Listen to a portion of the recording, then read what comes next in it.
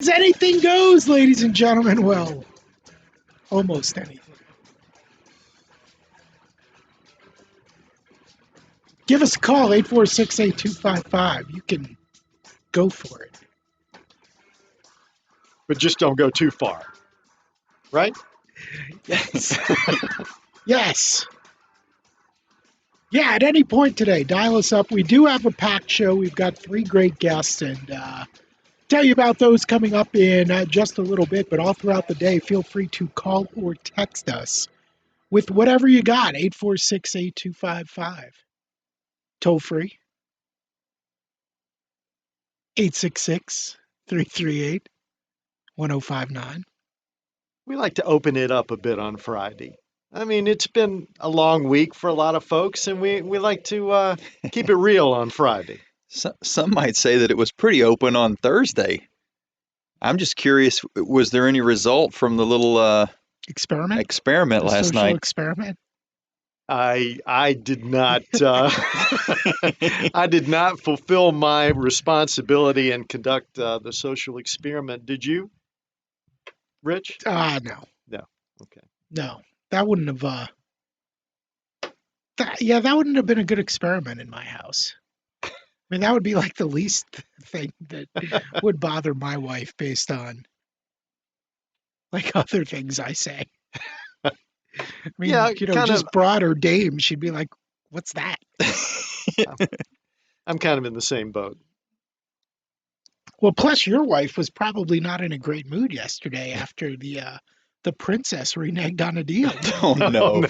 Oh, no. No, we're not going down that path. No. Those were her words as she left the building. Mary said, "Now, don't give me a hard time on the air tonight." Oh, did she really? She did. She did. So I'm not going to give her a hard time on the air. Oh, No. man, she deserves it. No. She deserves it after that whole ordeal where she was willing to take it. Oh, yeah, we'll take the dog. No, the dog just had a sleepover and, for a few nights, and it didn't work out right now. So the Carters have a lot of dogs and a lot of cats, and that's good. We love them. Yeah, you got another one. You got another one. We love them all. But willing to find homes for them. No. Yeah, I mean, 20 minutes ago, Jamie, you're allergic? Who cares? Take the dog or a cat, whatever. No, we have a full house. We have a full house. I think we've since learned that I'm allergic as well. Yeah, deathly. Got an EpiPen in my pocket. If you need it, let me know. Oh, Rich, boy. I know this weekend you're looking forward to NASCAR. There's a big race tomorrow night at Daytona. I can't wait to see who winds up getting that final spot. Will it be Jimmy Johnson or will it be his teammate, William Byron? Or will they both make it? Or will they both not make it? Or, well, is that possible? I think it is. I think Really? Yeah, I think that could happen, but you got to feel like at least one of them will make it. If somebody outside the top 16 that hasn't won a race wins a race, does that knock them both out? That could, yeah. So if you win a race, it's not 16 plus the winners. It's if you win a race, it gets you in the 16 and it knocks somebody out. Exactly. So there you go. So there's still some drivers with a chance. If they can win the race tomorrow night, they're in. Daytona. Gotta love it. Super Speedway deciding the playoffs. Who's going to make it and who's not? Right now, Jimmy Johnson is 4 points behind his teammate William Byron for the 16th and final spot. And apparently they will be working together. No. That's what they said. Well, yeah. They got to say that, but it comes down to the final few laps, and they're right side by side. Well, I was throw that out the window. I was just saying for the majority of the race. Oh yeah. Because at Daytona, apparently, it's important to have people that you're working with. You got to have good partners. Absolutely. A bump draft. Love me some racing. Racing! Rich, I've seen you bump drafts on 460. Yes, you have. Yes, you have. Probably more than once. I can do it. I'm just not really interested in watching it. not as much. Not as much. You ready to go to the phones early, DC? Let's do it. Richard's in Appomattox. First up on a free-for-all Friday. Hi, Richard. Hey there. Listen, I got a football question for you. Back in the day, Joe Theismann used to hold for the field goals and extra points, and since then they've moved away from that more to the punter. You got any insights onto why that has happened? And it just seems to me that with the quarterback holding, you've got a few more options for actual plays on the field goals and whatnot. Yeah, it seems like you also have the option to get your quarterback hurt on an extra point. Not on the third or second string quarterback. Oh, well, if you want to stick a backup in there. Yeah. You like that idea, DC? Possibly a backup. I don't think I would feel great about my starting quarterback holding. It worked so well for Tony Romo that one time. Back when Theismann was holding, he was behind Kilmer and Jurgensen, so he wasn't getting much playing time. Yeah, they've definitely moved away from that. I remember backups holding quite a bit, but again, in this day and age of the NFL, as important as quarterbacks are, and we know starters go down a whole bunch. I think the risk, doesn't quite outweigh the reward of the potential fake at one point during the season.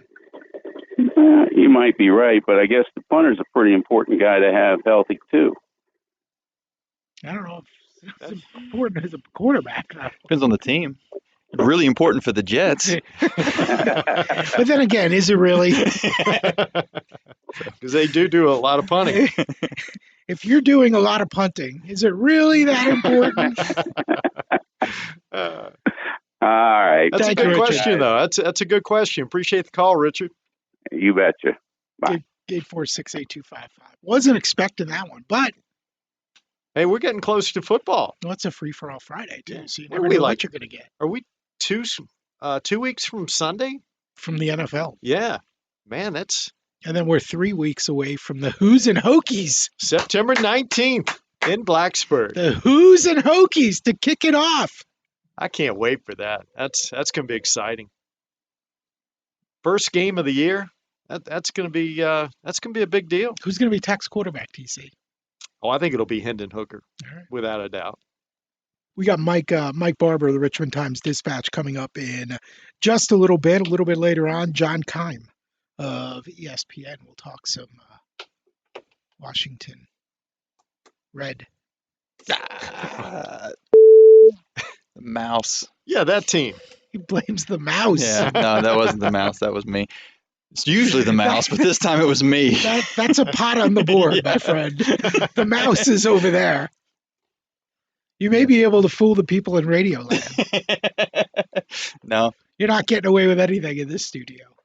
The Washington football team. What a mess they are. This whole thing with Snyder Oh, yeah. and the videos of the cheerleaders. Boy, they don't need that. They don't need another bit of controversy with what they've been through over the last month or so. It's been crazy. It really has. It's like you can't get away from any of it.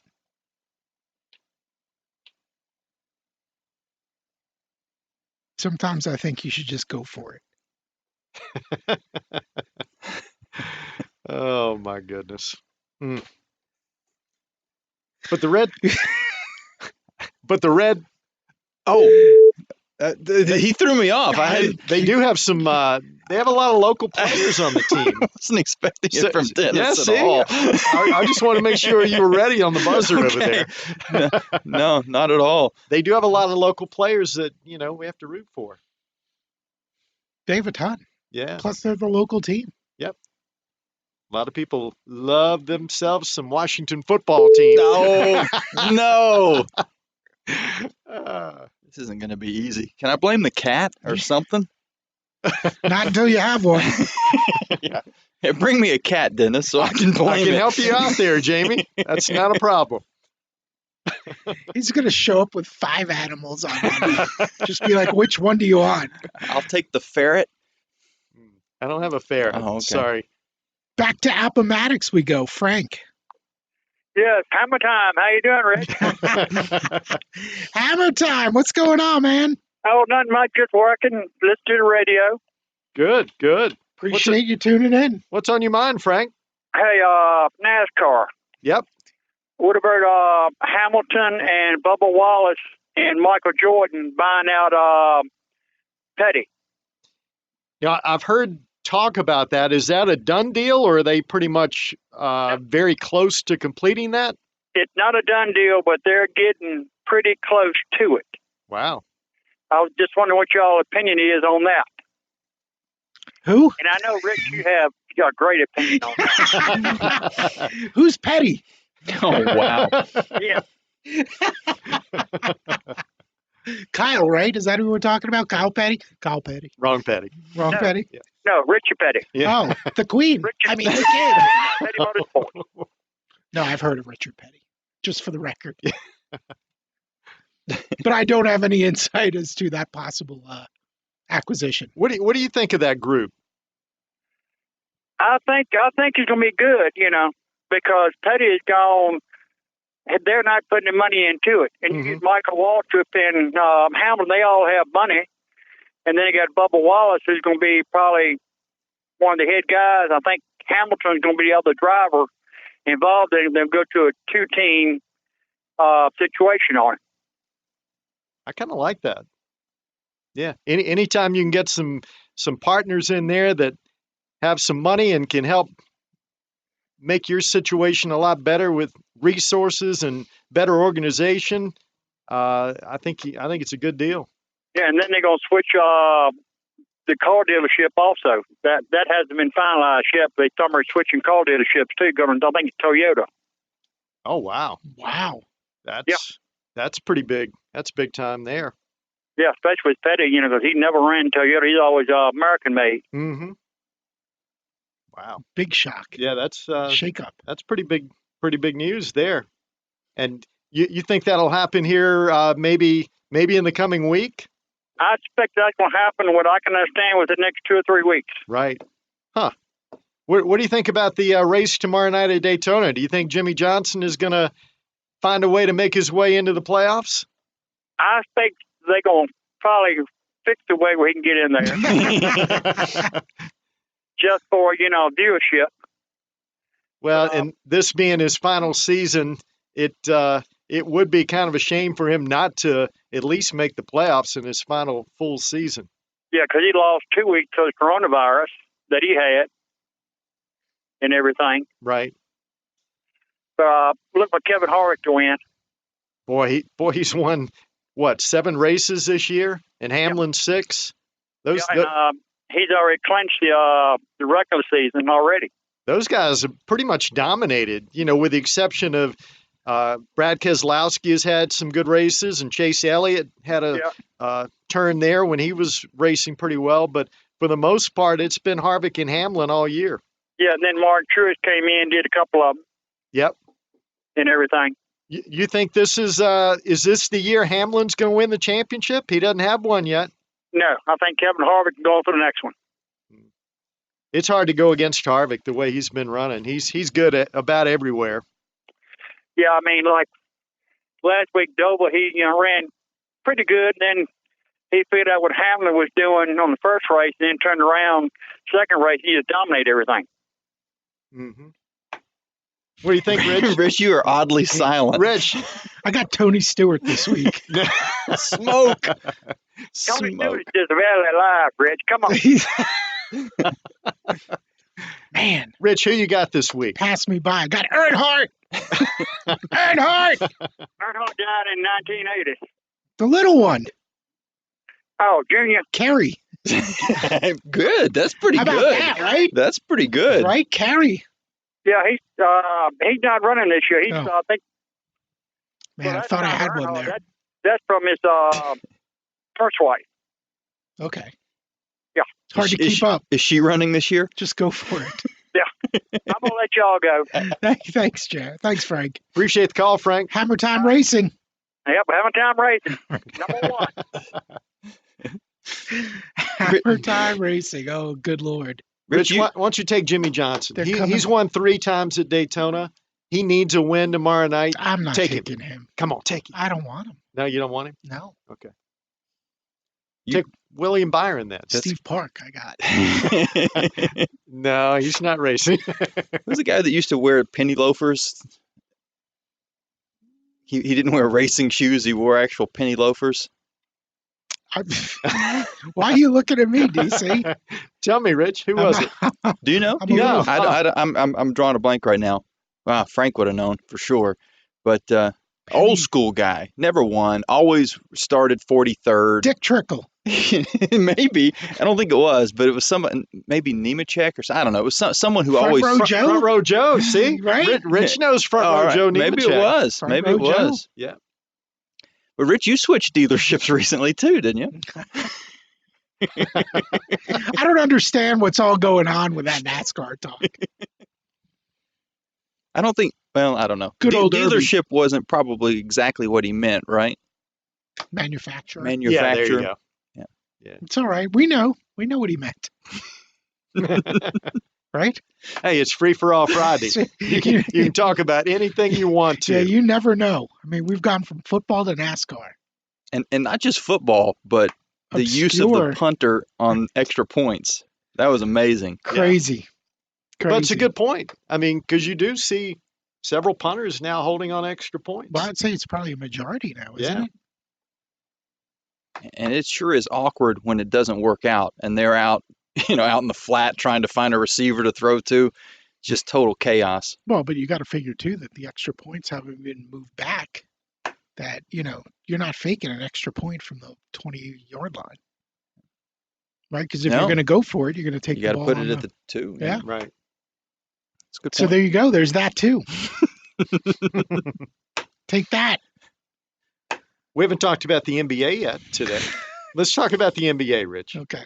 The playoffs. NBA playoffs are coming back tomorrow. They're back on. Back on tomorrow, not tonight. The boycott's over. The boycott is over. The league and the players say they're going to work together on initiatives to promote voting access, combat social injustice and racial inequality, and advocate for police reform. They're going to start doing something about it. Oh, they say they are. That's the plan. What are they going to do, though? Well, they say they're going to establish a social justice coalition with players, coaches, governors, and turn all those ideas into action. Okay. We'll see. We'll see. We'll see what happens. But at least they've got a plan. They're going to move ahead with it. Good for them. And I think the NFL will kind of follow suit too. I think some NFL teams, they've got to get out in front of this, and I'm sure they're probably making some plans now to address the situation. Well, I think it'll be interesting because the NBA is absolutely positively a players' league. The players run the NBA. Mm-hmm. The players don't really run the NFL. So I think it'll be somewhat different. I think the other thing is in the NBA you're dealing with guaranteed contracts and players who play for a much longer period of time. That's one of the big problems for the NFL is careers are much shorter. So any missed time, should you decide to boycott or opt out or, for coronavirus or whatever, you're giving up A, money, but B, time. Mm-hmm. And NFL players don't have the time that NBA players have. No, they don't. Much shorter careers in the NFL, Mm-hmm. unless you're a freak of nature like Tom Brady and some of the guys that hang around He's forever. a freak, all right. I said of nature. Yeah. Dave Did I Marcus. miss that? Dave Marcus. Okay. Yeah. Someone texted in and Okay. said Dave Marcus wore penny loafers while he was bump drafting, like Rich does. Well, I think That's true. I do remember that now. I think you hit the nail on the head earlier, Jamie, when you said he was someone that never won, because I've never heard of Dave Marcus. Oh, I have, but Okay. yeah, Well, yeah. you're Dennis. But he was not a big name, right? But raced forever. Yeah, most NASCAR fans will know him just because he had a long career. Right. He stayed in racing a long time, a lot of years. Dave Marcus. Yeah. Got to be known for something. I'm sure he probably had a deal with Hush Puppy or something, right? Made a few bucks off of that. I would hope so. I don't know. We'll see. 5:24, quick break. Mike Barber, Richmond Times-Dispatch. When we come back, your calls as well. Stick around for more of the Sportsline right after this. Hey folks, Mark Dalton here with Terry Auto Outlet. I guess by now you've seen all the inventory changing daily at the Terry Auto Outlet on Candler's Mountain Road, right here in Lynchburg. Do you know why? It's because we're offering fantastic deals on some of the best cars, trucks, and SUVs in the area. Stop by and see what all the other customers have noticed, like a very friendly staff, clean low-mileage cars, and best of all, fantastic deals. Terry Auto Outlet on Candler's Mountain Road in Lynchburg. You'll love our cars.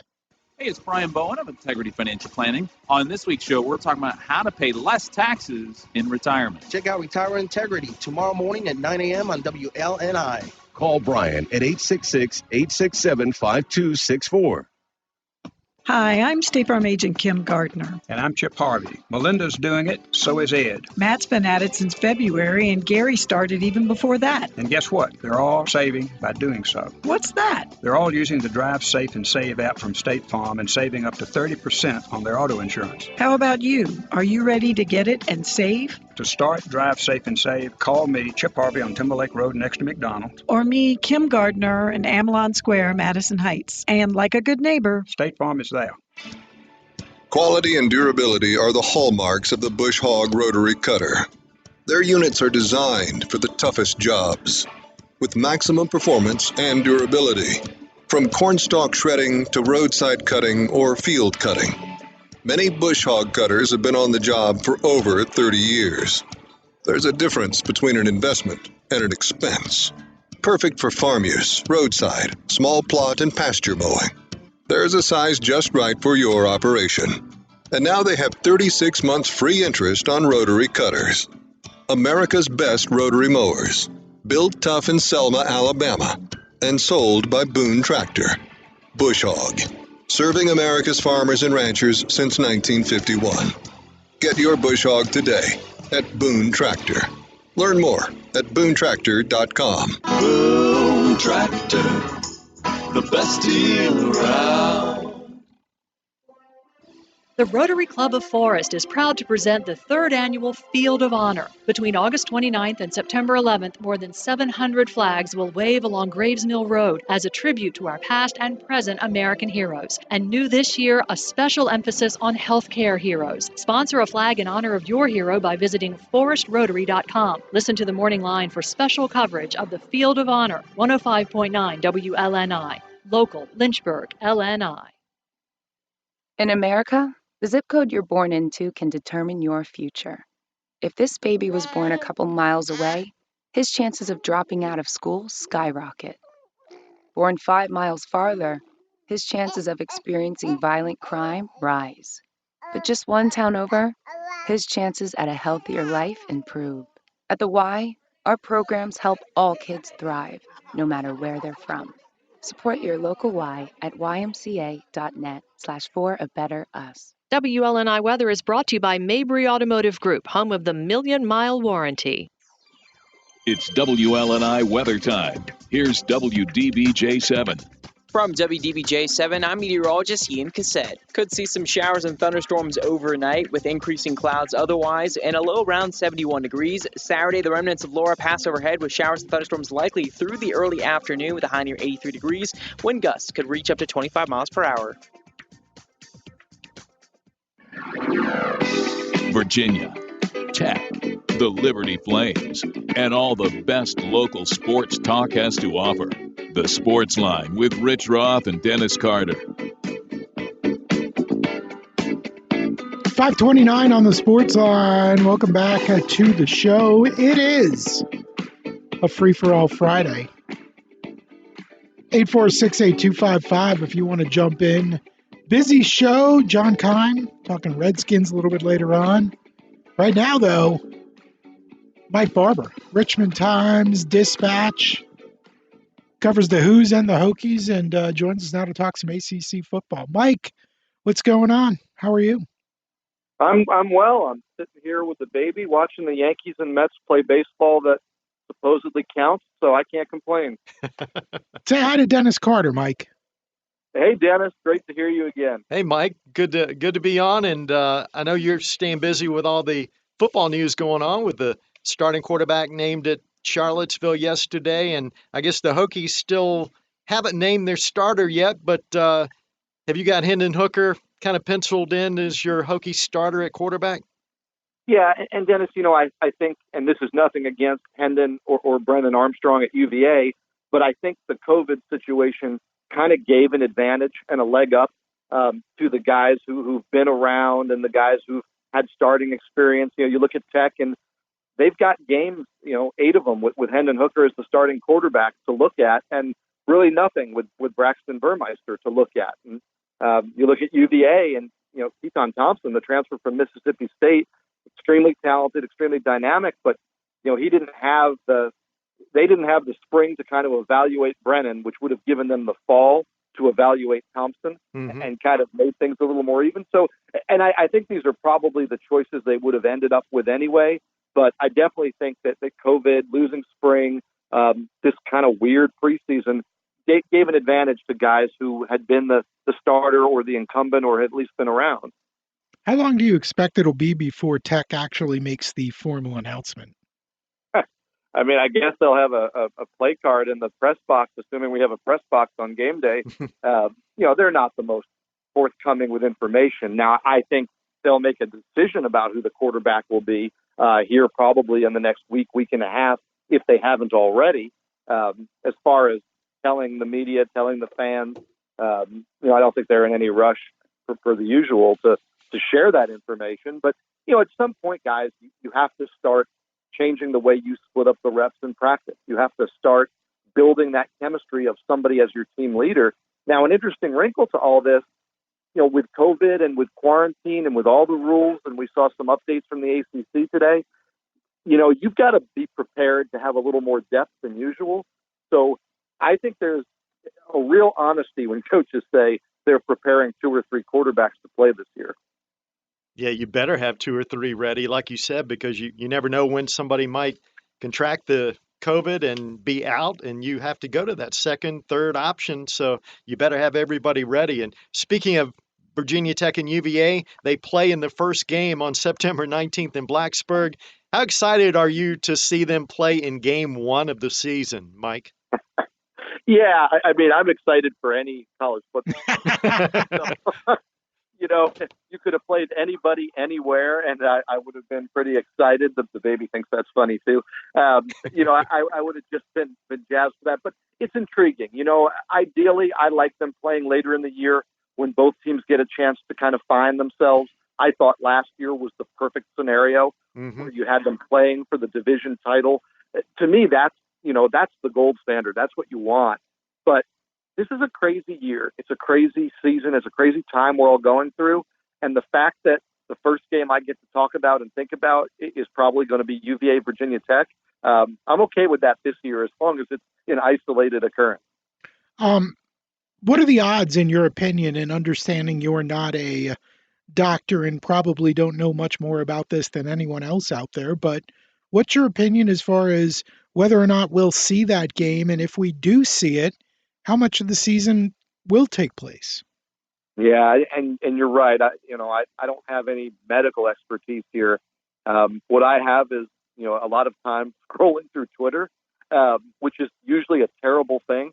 But in this case, I just see the outbreaks from the teams. LSU had a position group. Oklahoma had a position group. And Dennis, it goes back to what we were just saying about depth. What happens if your quarterback, one of them is contact traced and has to quarantine? Well, that means the rest of that position group has to quarantine, and now you don't have a quarterback. So I was joking with somebody the other day. If I'm UVA and I've got Brendan Armstrong and Keim Thompson, I treat them like the president and the United States and the vice president, and I don't let them travel together. I don't let them be in the same place at the same time because you need the designated survivor, to use a TV kind of thing. And that scares me about the season. It scares me to think that we're doing everything right. We're getting so close, and it does feel like we're right there.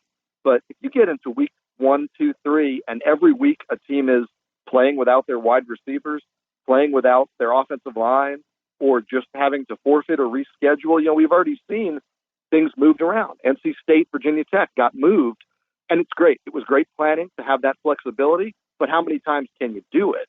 So I'm still skeptical that we're going to get through a full season. So, Mike, you're watching the Yankees and Mets now. Who are you rooting for?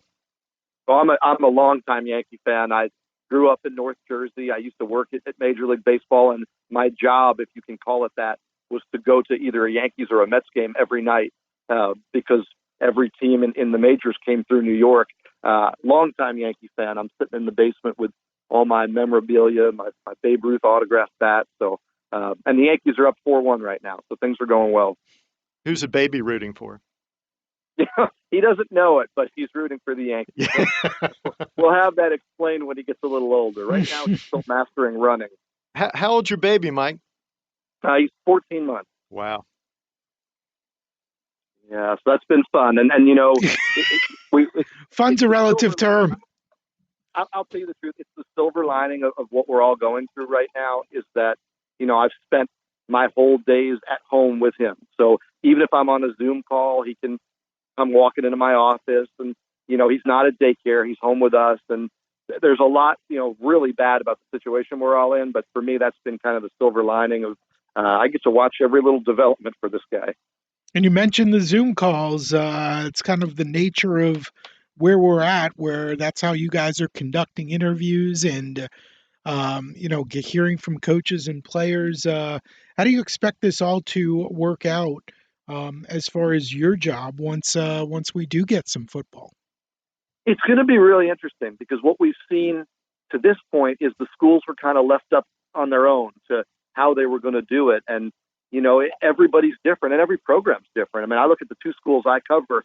UVA across the board has been outstanding with their media access, with working with us, with kind of helping facilitate what we've needed really from day one, from that first day when the sports were canceled in March, when coming back from Greensboro, and they got their coaches and their AD to meet us on the steps at JPJ. And, that's been phenomenal, and that's continued. And, Tech's been a little hit or miss, but I want to say, Mike Young, the basketball coach there, has gone above and beyond, multiple times during this pandemic to kind of help out the local media, help us get stories, help us do our jobs. And, that's what I'm going to remember, honestly, from this is the experience I had with UVA's, athletic department, with Mike Young at Virginia Tech, people who, really stepped up to help the media do their jobs. And I think it's going to continue that way. I think it's going to be program by program, coach by coach, team by team.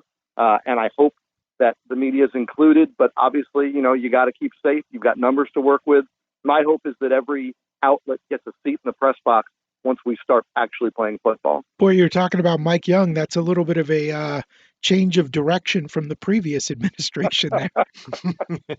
Yeah, I think, Buzz might have given me a business card with a good saying on it, wishing me well, but I don't think he would have helped facilitate interviews. Or, Mike Young did an extra interview with me because I was going to be furloughed the week that he was going to be available.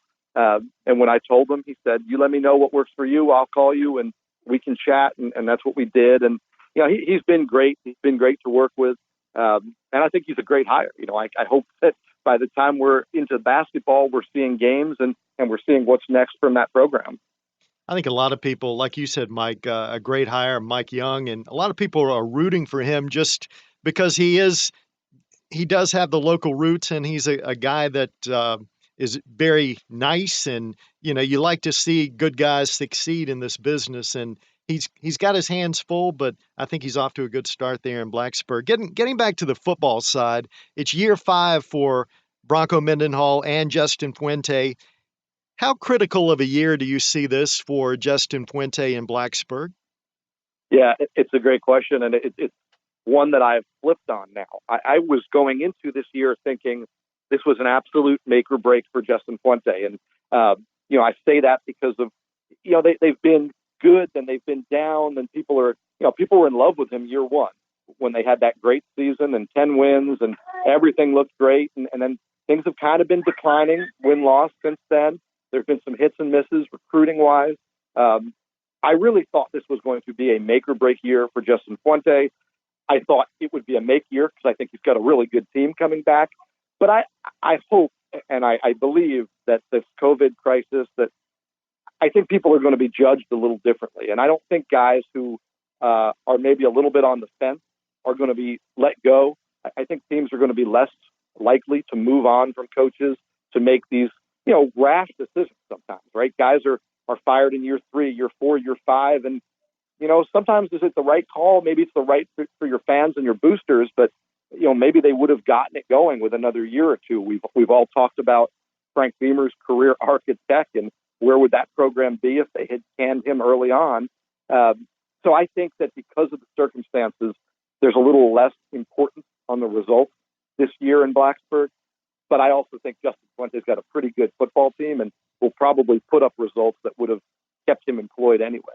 Mike Barber, Richmond Times-Dispatch, joining us here on the Sportsline, talking some Tech, UVA, and ACC football. And Mike, I'm going to flip that question around. You just talked about Coach Fuente.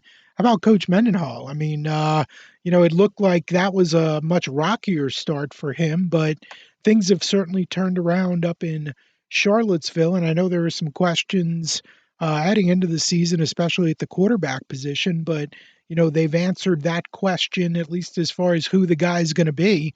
And Virginia fans right now, I would imagine, have to be thrilled with Bronco Mendenhall as their coach. What do you think of the quarterback situation and decision being made heading into the season opener? Yeah, I think that, the program's in great shape. And what I like about the situation right now for either quarterback, Brennan Armstrong's been around. He's been in the program. He's played. But whoever it was, they're going to be playing behind the best offensive line that Bronco Mendenhall's had. And that's huge, right? If you're a young quarterback, a new quarterback, you don't want to be running for your life while you're trying to learn how to run a team and run an offense. And I believe Virginia has an offensive line that is going to be exceptional. I think it's not just going to be okay or better. I think it's going to be a really good front. I also think they have an outstanding defense. They bring so much back. Bronco Mendenhall's trademark at BYU was defense. I think they're going to be great on defense. I think they're going to be really strong up front. And I think those are the kind of pieces that you need to let a young quarterback settle in. Hey, maybe they're winning games 17-13, for a week or 2 or 3. That's fine. As long as you keep your head above water. You hate to think that you'd have a young quarterback come in and you need him to put up 48 points or you need him to run for his life on every play. And, Virginia's got the support around Brennan Armstrong to, I think, get him off to a good start. Let's hope both teams are able to play a full season, because it does sound like both teams are going to be really good this year. I mean, Tech sounds like they're stacked, and Virginia, I think, will be a lot better than most people thought they would be in the preseason, because the Cavaliers have been able to get a lot of good transfers. Like you said, they've got great talent on defense. I think this Virginia team is going to surprise a lot of people. Yeah, I think they're going to be more competitive than people think. I think Virginia Tech is going to be a level above. I think Virginia Tech's going to contend for, what would have been a division title, but a spot in the ACC title game is the way they'll be working it out. I don't think UVA can get there, but you never know, because with defense, we always talk about defense winning games, defense winning championships, and I think they've got the kind of defense they can ride to that. So I think Virginia's going to be better than people think, and I think Virginia Tech's going to be just plain good. You give either one of them a chance to win the ACC? No, and I say that quickly and bluntly because Clemson still exists. And I guess I shouldn't say that because who knows, if Clemson can't play because of an outbreak, it's anybody's game again. But I think Clemson is still head and shoulders better than the rest of the league. I like North Carolina, again, assuming they can get their campus in line and their health in the right place. I like North Carolina to be that second team probably that gets to, because we don't have the divisions this year. I think Virginia Tech's in the running there, but I don't think anybody can touch Clemson at this point. And that's got nothing to do with COVID or current events. That's just where that program is. How surprised are you at, the fact that everybody's liking Carolina as the number 2 team in the ACC. I mean, this Mac Brown thing just continues to amaze me. Because just a couple of years ago, right, when he was named the coach, you're sitting there shaking your head going, really? And now here they are. Yeah, it's fascinating because think about what Carolina was. And there's no way around it. This is a little bit of an indictment of Larry Fedora. North Carolina was always that team that you said, man, they've got a ton of talent, but they don't seem to be putting it together. Here comes Mac and a very good staff that he built and put around him. And now you say, here's North Carolina. They've got all this talent. And, hey, man, they're putting it together. I mean, the quarterback is, unbelievable. I think he threw multiple touchdown passes in every game he played last season. That's ridiculous. I mean, that level of consistent production. What they've been able to do is take a lot of talent that was already in that program and bring it some discipline and bring it some cohesion. And man, I think it's the real deal. And, Mac deserves a lot of credit because part of what he's doing is just letting his coaches coach. Man, he's the head of the program. He sets the direction, and then he to some extent gets out of the way, and it's been working. I think his name has been working too, as far as recruiting athletes into that program. Yeah, he's got a name and a reputation. He's got people in the NFL, people who have been in the NFL, who are still in the NFL, who will vouch for him and say, this is a guy to go play for. I think he strikes the right chord with players, which is interesting to me because we all fell in love with the Cliff Kingsbury kind of model, that young hip coach, and that still works in places. And nothing against Mac Brown, but he's not young and hip, right? That's not how you describe Mac Brown. But hey, look at North Carolina. Look at Roy Williams. Roy is not young or hip, but he relates to players, and guys respect these coaches. But they also like them. They like playing for them. They like being around them. They like hearing lessons from Mac Brown, from Roy Williams. And it's a model that's working. And again, with the talent that both those programs have, it works really well. Mike Barber, Richmond Times-Dispatch, joining us here on the Sportsline. And Mike, we'll thank you right now. It sounds like we may be nearing the end of our run with you. Yep. Things are getting a little bit loud on the home front. Mike's attention is needed elsewhere right now. I believe Evan believes that my time with you is over. Yep. We can read the room, baby. We can read the room. Hey, great talking to you, Mike. Talking to you guys. Yeah, thanks for having me. I hope to do it again soon. Look forward to it. Thank you. All right. Bye, guys. Mike Barber, Richmond Times-Dispatch. Evan Barber says, enough, Dad. Time's up. Wrap it up. Time's up. We've got time for your calls, though. Yeah. Give out the number. 846-8255. Free for all Friday. Bring it on. We love it on Fridays. Quick break, coming back. Your calls next. More of the Sportsline right after this.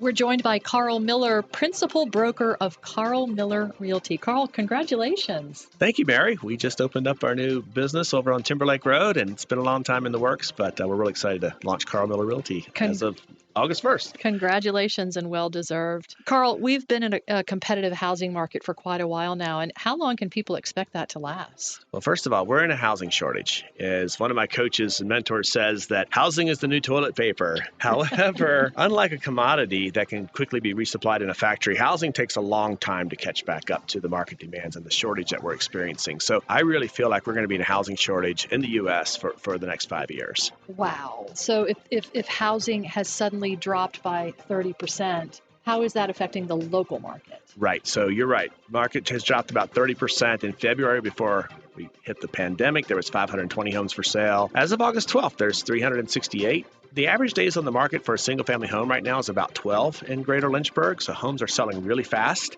You can expect to be competing with other buyers. If you're a buyer, you got to put your best foot forward in making an offer, and a lot of homes are selling above list price. That's what's going on in the market today. I hate to even ask it, but is this another housing bubble? No, absolutely not, Mary. The housing bubble of 2006 was really caused by ease of getting loans. And 32% of all the houses that sold then were not owner-occupied.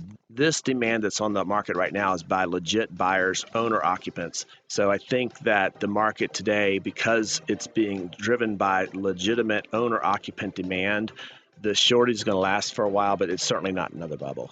And then, too, talk about how the price of new housing being that much more expensive than what's already built brings up the prices of existing homes. Yeah, it's a great point. Developments cost a lot of money, Brian. And so right now, new construction is going to cost probably between 30 and 40% dollar per square foot higher than what the resale existing market is. So the existing market really has pressure to go up to kind of keep up with the cost of new construction as well. How long do you think the shortage might last?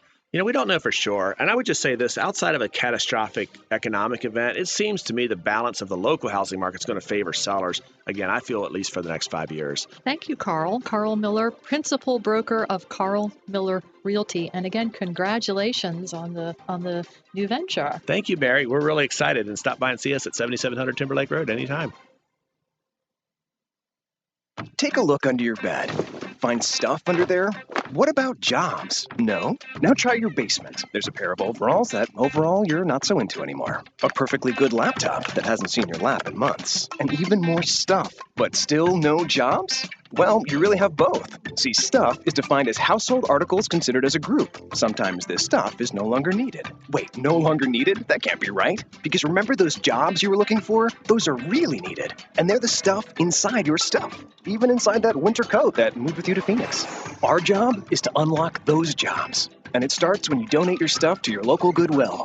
Here's how we do it. When you donate to Goodwill, we sell your stuff to provide job training for people right here in your community. So just by teaming up with Goodwill, you help create jobs. And isn't that worth parting with the leftover keytar from your 80s cover band? Goodwill. Donate stuff, create jobs. Find your nearest donation center at goodwill.org. A message from Goodwill and the Ad Council. Would you let other people order for you? He'll have the small Viennese. No, I won't. So why let others make decisions about your older years? Do you want your kids or perfect strangers choosing where you'll live or how your money gets spent? No. Go to longtermcare.gov and find your own path forward. It takes you step by step through everything you need to consider about aging and all your options. longtermcare.gov. Plan now to stay in charge or pay later. How about a mohawk? Very funny. Love Rich and Dennis? Hate Rich and Dennis? Let them know. What? How could you hate Dennis? Oh, we got it. You hate Rich. No way. No way. Nobody hates Rich. It's ridiculous. Voice guy. 846-8255. Phone lines open on a free-for-all Friday. We'll get to the Sportsline historian here in just a second. But first, we'll let you know this portion of the show brought to you by our local State Farm agents, Kim Gardner-Ewell in Madison Heights, Amelon Square. Chip Harvey, of course. Timberlake Road next to McDonald's. Like a good neighbor. State Farm is there. What's up, Wes? Yeah, Wes. Just got a ball game tonight. I'm sitting here. I got the boys' balls in my pocket, ready to head over to the field. All right, where's this game being held?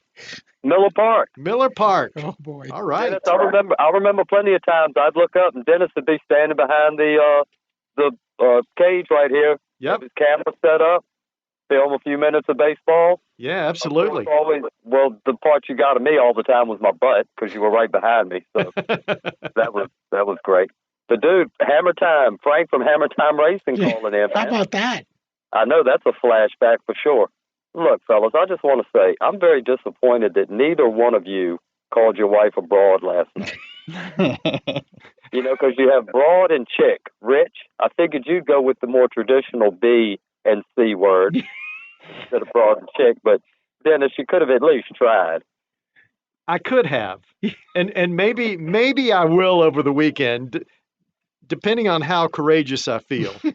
Well, I'd already penciled out like 4 lines in the archives for their reactions. Well, at least I know Trisha's reaction. It's like Rich said, yeah, you can do much worse than that. So, well, yeah, guys, got a baseball game at 6, doubleheader. I won't be getting off the field till probably almost 10 o'clock tonight. But just one quick thing, man. Back in 2007, on this day, Michael Vick pled to federal charges of running a dog fighting ring. 2007. Wow. 13 years. Crazy. Does he still have a job as a analyst on TV? He was with Fox last I heard. Yeah, you know. Well, usually the sound is pretty poor on Fox, so you can't understand him anyway.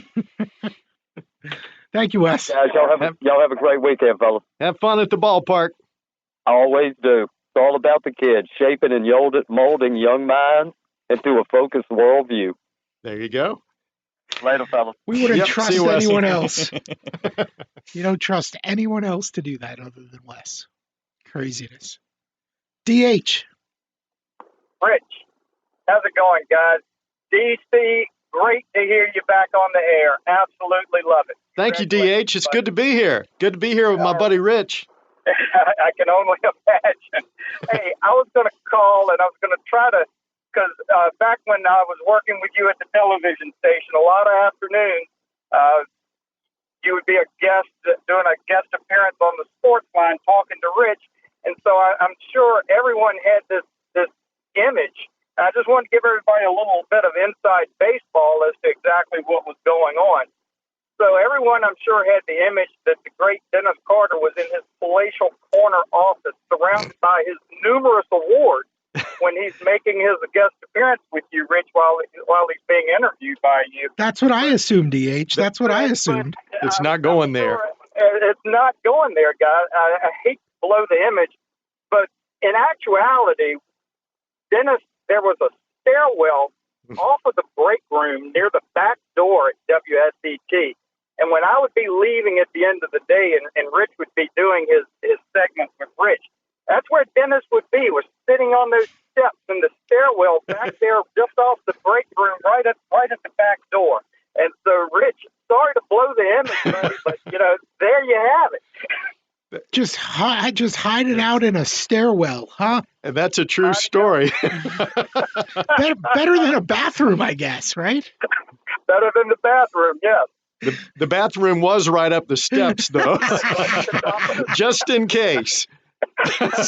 Oh, man. Great acoustics. Flip phone probably on a flip phone also. Not real sure about that, but probably a flip phone. See, I didn't want the whole newsroom to be hearing our conversation on the radio, so I decided to go somewhere where I could kind of get away and people wouldn't be listening in on the conversation. That's right. So we kind of walk by and give Dennis a nod on the way out and wave at him, and so I'm like, if only Rich knew where Dennis was sitting right now, probably be a little different image. That's just a little inside baseball, guys. That's good to know, DH. Thank you, man. That's a good story, DH. Thank you. All right. Congratulations, Dennis. Appreciate it. Sure. Better than the bathroom, though. That's right. But was it I don't want to disparage anything. Was it like a dingy stairwell where you're just like, no one ever goes? And it's... Usually the only reason someone would be in that stairwell is if they were leaving. Maybe coming in, but most of the people I saw were leaving for the day and walking out. Just kind of getting out of there. Yeah, I was kind of envious of the folks that were walking out. Was it echoey? No, it wasn't bad. It was a good place to conduct an interview with the world-famous Rich Roth. It's duck out of sight so no one knows who I'm talking to. That's what that is. I see how it is. DC. We had one of those stairwells when we were located at the plaza. Tell you, man, those were some interesting years. Is it one of those stairwells where the only time someone would be in there is if they were shooting up? Well, I didn't necessarily see the shooting up. I saw a lot of shooting dice. I could see that. You leave at the wrong time of night, and there'd be a little dice game going on in the parking lot. And just mind your P's and Q's. Yep. That's when you want to get to your car, go home, and call it a weekend. That's where you're saying, please start. Please start. Please don't have a dead battery right now. Who we got coming up at the top of the hour, Rich? John Keim talking some Washington. Football. I don't know if that worked or not. That was good. It did. Yeah. That worked. Okay. He was ready. Jamie, ready Washington Red. Red. Coming up next. You're listening to 105.9 WLNI, Lynchburg. Now here's your Fox News update.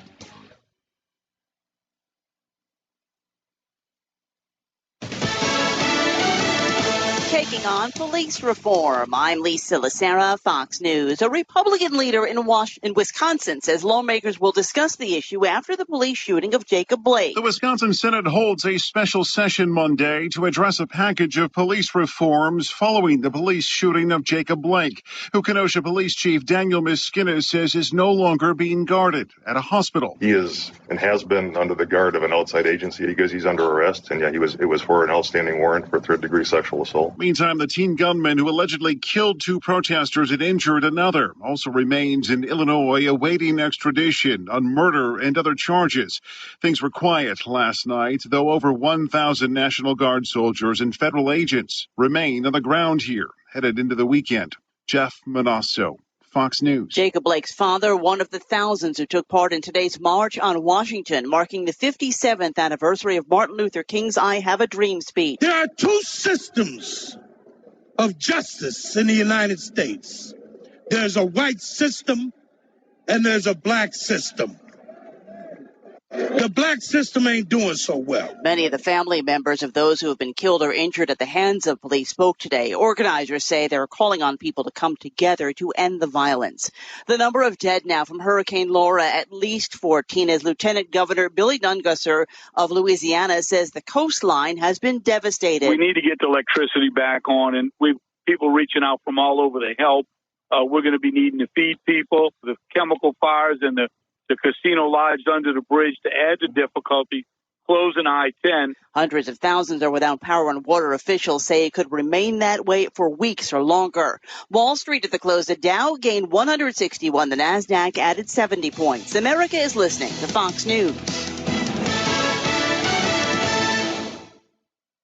Progressive Motorcycle presents Road Wisdom from the Motor. Half man, half motorcycle. You grab life with both hands. And you grab your bike with both hands. Both hands. Therefore, bike is life. Figuratively speaking. Progressive Motorcycle also presents Roadside Assistance. Progressive Motorcycle, for those who were born to ride. Progressive Casualty Insurance Company and Affiliates.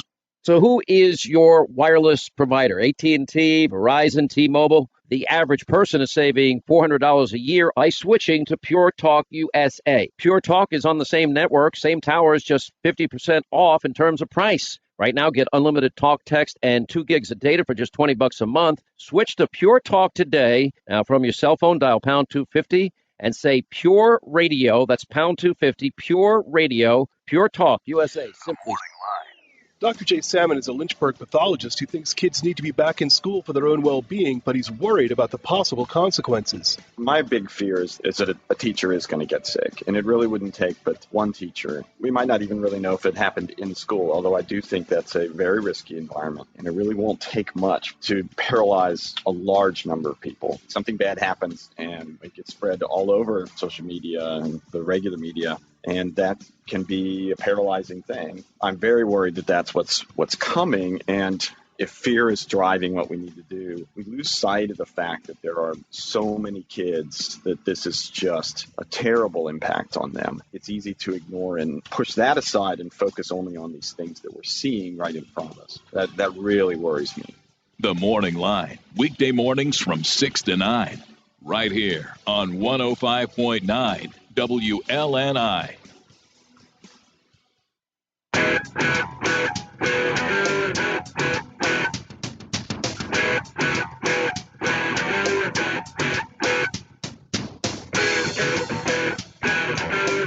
Welcome back. Hour number 2 of the Sportsline. He's Dennis Carter. I'm Rich Roth. Jamie and Amy here as well on a free-for-all Friday. Phone lines will be open coming up in just a little bit. If you want to jump on, 846-8255. You can call or text us on that number. And again, anything goes here on a Free-for-All Friday. But right now it's time to talk a little Washington. Yeah, we can't say it. The Washington football team. But John Keim of ESPN has covered this team for a long time and is ESPN's insider and kind enough to join us to talk a little football. Hi, John. How are you? I'm doing well. How are you? Good. Good. I'm obviously still adjusting to the new name of the football team. It's odd. It's certainly different, and I know for me, because I have to live with it every day, it's been get used to not using the former name, but it's still very weird. John, did the Redskins practice today? Dennis! Oh, I was ready to be beeped out. Did the Washington football team practice today, John? Yes, they did. Tell us a little bit about what's going on up there. I mean, on field, off field. I mean, we saw the story, of course, with Daniel Snyder, and stuff just seems to kind of follow him everywhere. And new coach, and obviously the cancer report, and it's just like this team can't get away. It seems not to be able to get away from bad luck. Well, I mean, yeah, it's. I don't even know where to begin because it's been an interesting offseason, to say the least, in the last couple months in particular. And it's funny because they're like, the Rivera situation is a big story. The Alex Smith, comeback is a huge story. Mm-hmm. And that consistently gets buried in other things. And, they've actually, this offseason, you can look at it like they hired Jason Wright, the first African-American team president. And it's like within a week, it feels like that's just a long distant memory because something else happened. But there have been some things when you look at it, it's like, oh yeah, you forget that this, and this happened, and you strip away some of the other things. If from a societal perspective, you have, they dropped the team name that a lot of people wanted them to change, and then they hire a female to be an executive in charge of the communications and media. They hired the first African-American team president. They have a minority head coach. So, like, there's a lot of things to say, oh, okay. And then there's always the in-between stuff that always seems to pop up. And that always seems to be related to the ownership situation. And as we look around the NFL, it seems like it's really hard to be competitive if you're not really stable at the very top of the organization. And you've been covering this team for a long time, writing for ESPN, great podcast as well, the John Keim Report, and we'll touch on that coming up in just a second or two. But I mean, does it feel like that this team really can have the type of success that it used to have as long as Daniel Snyder is sitting at the top of the organization? I mean, we have 2 decades of a track record now. So I think the answer would be it'd be hard to do that because, again, all you have to do is, like, here's the track record. Here's the resume. When he first came here, people could say, well, he's just learning. He's brash. He's aggressive. He was going to learn. He wants to win. Well, 2 decades later, they haven't won. They've won a couple playoff games under him. And not everything is like, when you get to the field, like, certain things that have happened are not the owner's fault. Robert Griffin III getting hurt in the playoff game is not Daniel Snyder's fault. You know what I mean? Like, and there have been other situations where you say, okay, but as the organization, though, overall for a couple of decades, well, it always starts at the top in anything. And if it's good or bad, it starts at the top. And, I do think that you can have some success on the football side, but the question is, could you sustain it? Because there are other bad owners whose teams might win. The Bidwells were terrible for a long time, and then they hire the right people, and then maybe you just get lucky. And I think that's what is going to happen here. Is you just have to, they're going to have to get lucky, and they're going to need Dwayne Haskins to hit, and there's still question about that, and they're going to need Ron Rivera to stick around for a while and be a good coach, and but everything always starts at the top. And the ability to sustain success has not been there. They haven't done it.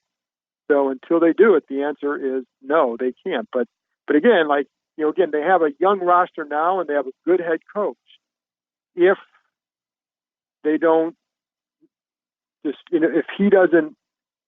Daniel Snyder allows Ron Rivera to coach, and not just he's not going to be involved in making football decisions necessarily, but it's more about he wears people out. These 2 a.m. phone calls, things like that. He just wears people out. He's got to leave them alone. And I think that's the question. Can he do that? And I know a lot of people who work for him would say, no, he can't. Wow. John, we have a local guy who sounds like he's had a really good preseason camp.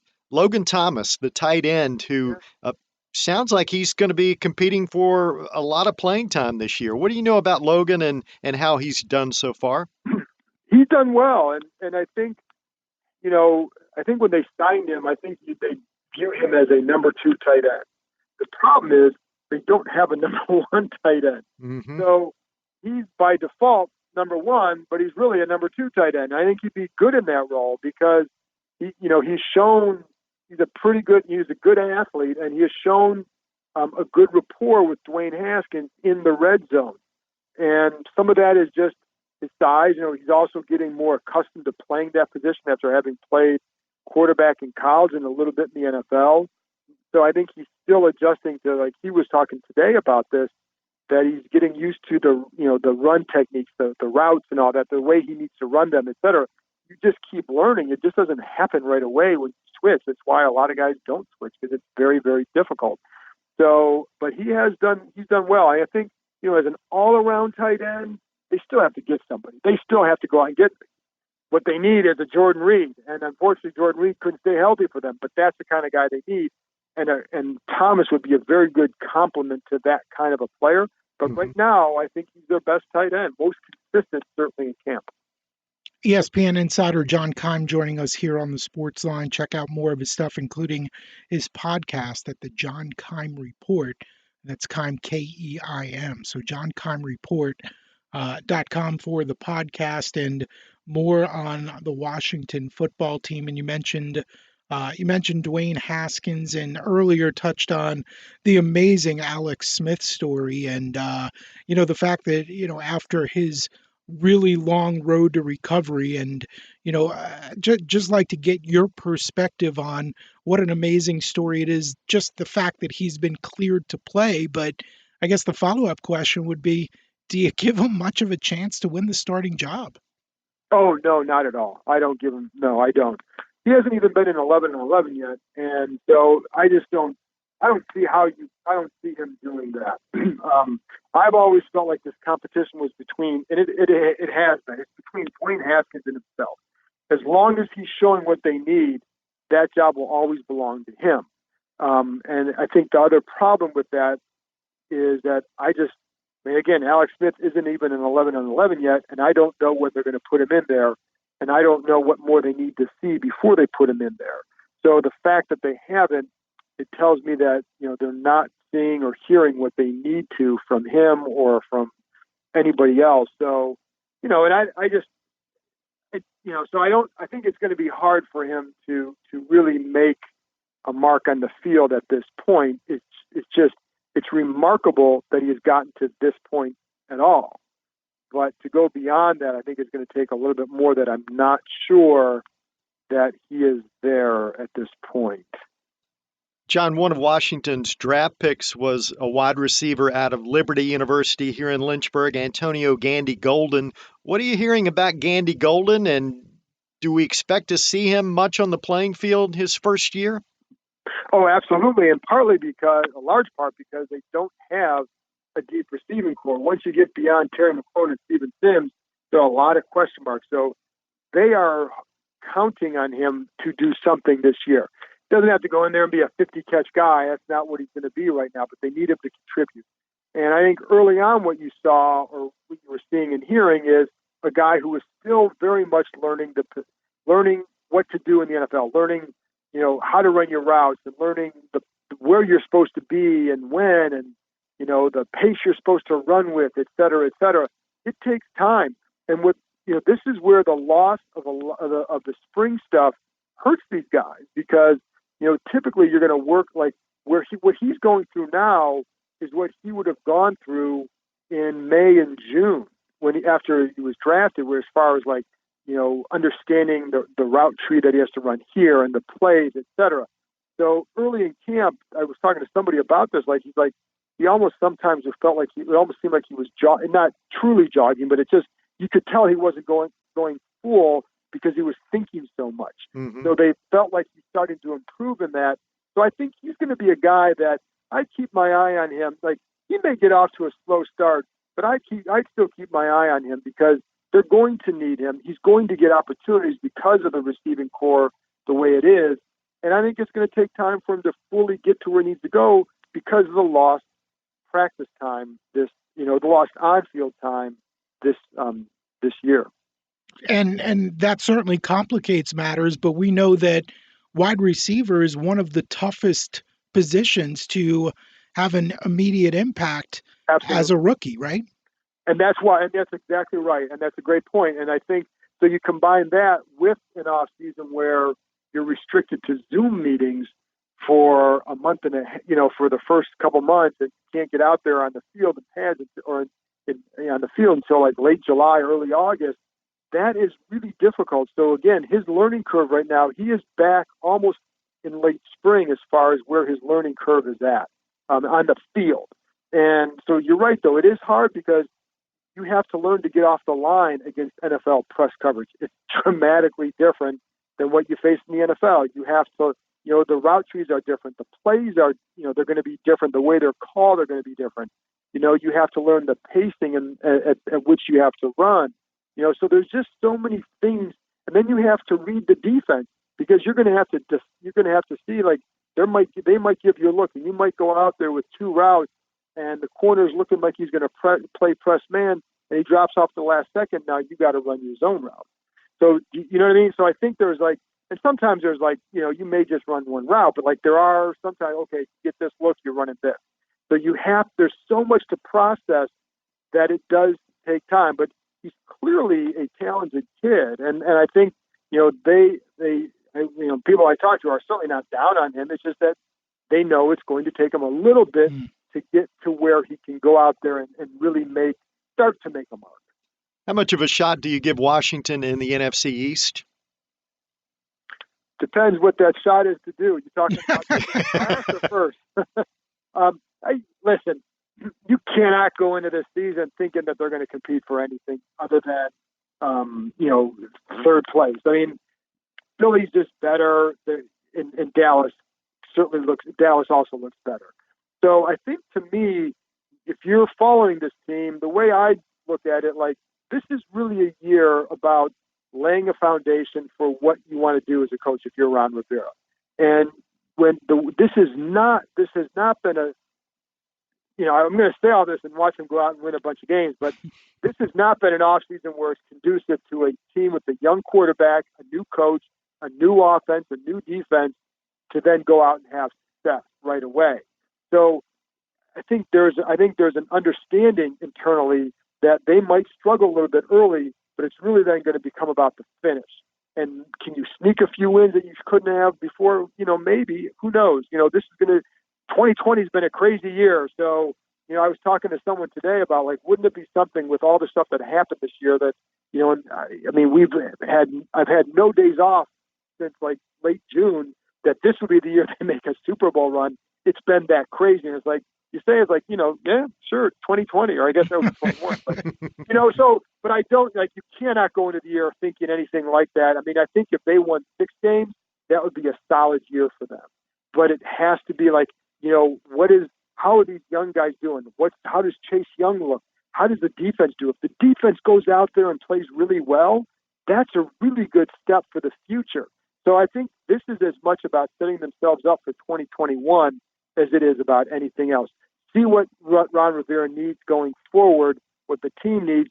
Does Dwayne Haskins? I think if Dwayne Haskins plays well and they go 6-10, and they have a strong finish, then you can say, okay, you got that covered. And, so I think there's ways to measure success differently this year than there would be. I think next year, you better contend for a playoff spot. John, last question for you, and we really appreciate your time. You touched on Ron Rivera being a good coach, and we talked a little bit about Daniel Snyder sitting atop the organization. What about Rivera kind of acting as the GM and going out? Do we feel good about him building the team in addition to coaching the players? Because, we know that really hasn't worked a whole lot for so many really good coaches, who, when given the additional responsibility, it really just was a little too much. It is. And I think that's a good point. And I don't have the answer to that because we haven't seen him go through this. I think the key there to me is you put people in charge that you trust.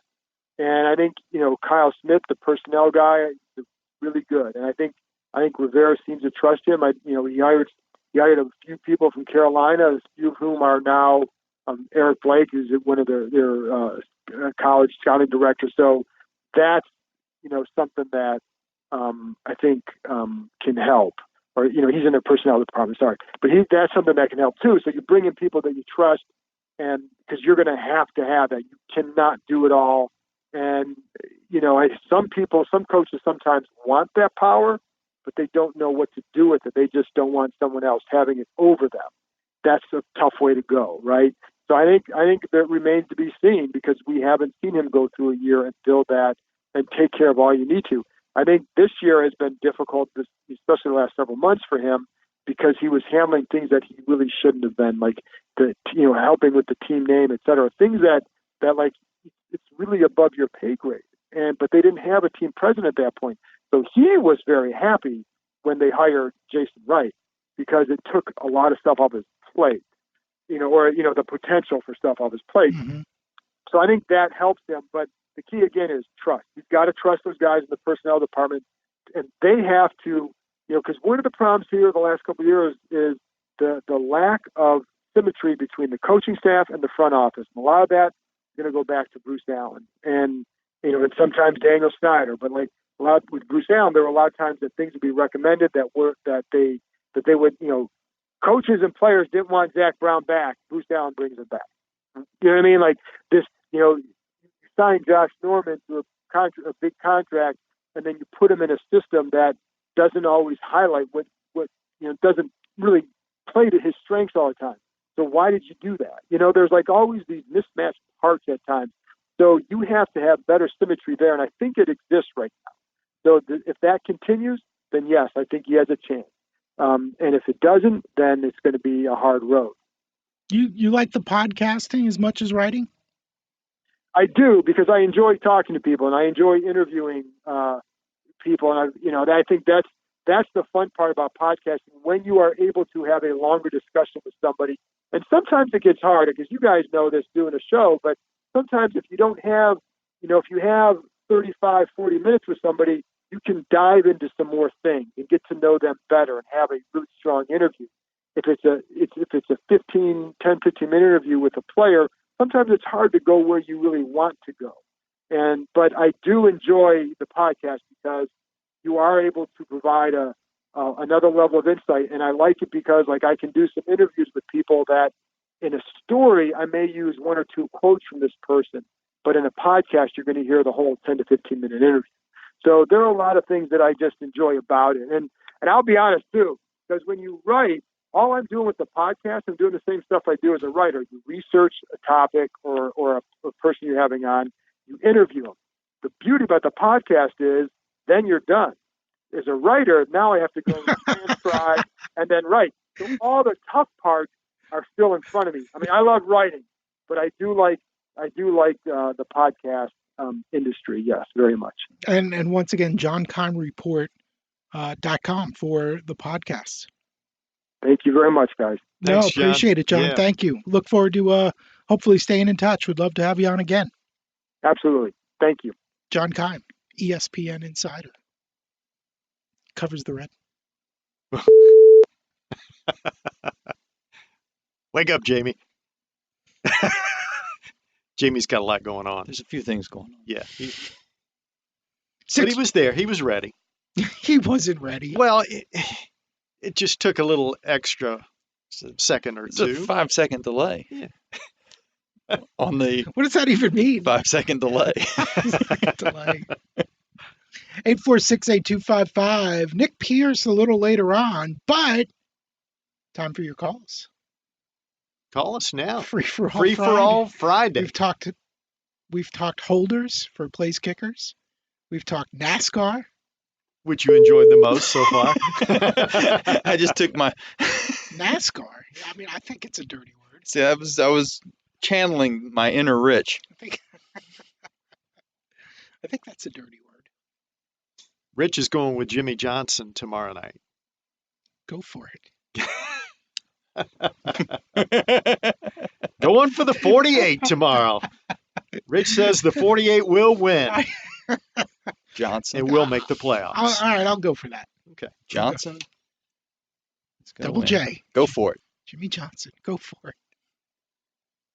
All right. 846-8255. Yes. 846-TALK. Dennis wants to hear from you. Give us a shout. What's going on? Free for all Friday. Stay tuned. Stick around for more of the Sports Line on WLNI. Hiring can be challenging, but ZipRecruiter makes it fast and easy. We talked to COO Dylan Miskowitz, who needed to hire a director of coffee for his company, Cafe Altura. We would look through lots of applications for people who were not qualified. It definitely felt like we were looking for a needle in a haystack. So Dylan started using ZipRecruiter and found his perfect candidate in a few days. ZipRecruiter's powerful technology identifies people with the right experience and actively invites them to apply, which is why you should try ZipRecruiter for free at ZipRecruiter.com/work. We were very impressed with how quickly we had quality candidates apply through ZipRecruiter. ZipRecruiter is a powerful tool in our hiring process. See why 4 out of 5 employers who post a job on ZipRecruiter get a quality candidate within the first day. ZipRecruiter, the smartest way to hire. And now you can try ZipRecruiter for free. That's right, free.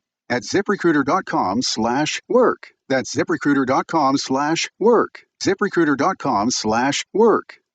With churches in our area operating at 50% capacity due to COVID-19 regulations, Clifford Baptist Church at 635 Fletcher's Level Road in Amherst is introducing more ways to worship. You can attend in person in the sanctuary, but be familiar with the schedule by going to cliffordbaptist.org. You can also enjoy the Sunday service at 11 on their Facebook page, website, and YouTube. And drive-in services available at Clifford Baptist Church. And as always, you can hear the previous week's sermon, Truth for the Journey, Sunday mornings at 9 here on WLNI. With the largest selection of in-stock diamonds and mountings in Central Virginia, Arthur's Jewelry is the choice of thousands of families.